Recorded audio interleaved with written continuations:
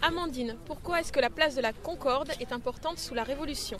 La place de la Concorde est importante pour la Révolution car Louis XVI et Marie-Antoinette ont été exécutés ainsi que d'autres personnes sous une grande guillotine qui était érigée sur la place. Et toutes les personnes jugées passaient par la guillotine. Étienne, pour quelle raison la place de la Concorde est-elle connue sous la Révolution?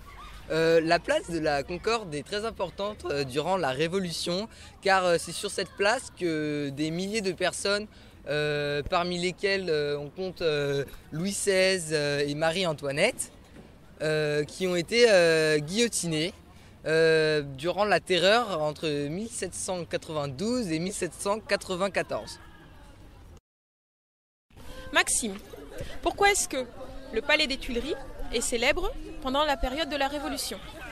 Déjà parce que le roi il a été ramené là-bas il a été ramené de Versailles par les femmes dans ce palais qui avait été inhabité depuis plusieurs années et qu'il a tenté de fuir ce palais et on l'a récupéré parce qu'il a payé avec une pièce à son effigie. Bonjour mesdames et messieurs, nous sommes la classe 4e Coton, nous nous rendons au musée du Louvre. Léo, pour quelle raison le palais du Louvre n'a-t-il pas été détruit pendant la Révolution? Parce qu'il a été transformé en musée. Pour abriter les objets qui ont été récupérés au clergé et à la noblesse. Très bien. Rémi, tu veux ajouter quelque chose? Bien sûr. Le palais du Louvre a aussi abrité les objets amenés par Napoléon Bonaparte durant la campagne d'Italie et la campagne d'Égypte.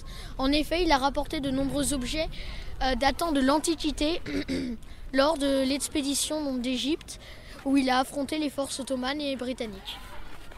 Il n'a pas non plus été détruit car le roi n'y a pas siégé, il était au palais des Tuileries et non pas au palais du Louvre, donc ce n'était pas un symbole de la royauté. Elle a servi pendant la Terreur à juger les suspects et il y en avait très peu qui ressortaient sans aller se faire exécuter. Tout à fait. Est-ce que tu connais des personnes célèbres qui se sont fait condamner dans la conciergerie? Marie-Antoinette, et Louis XVI. Rémi, comment se termine la période révolutionnaire?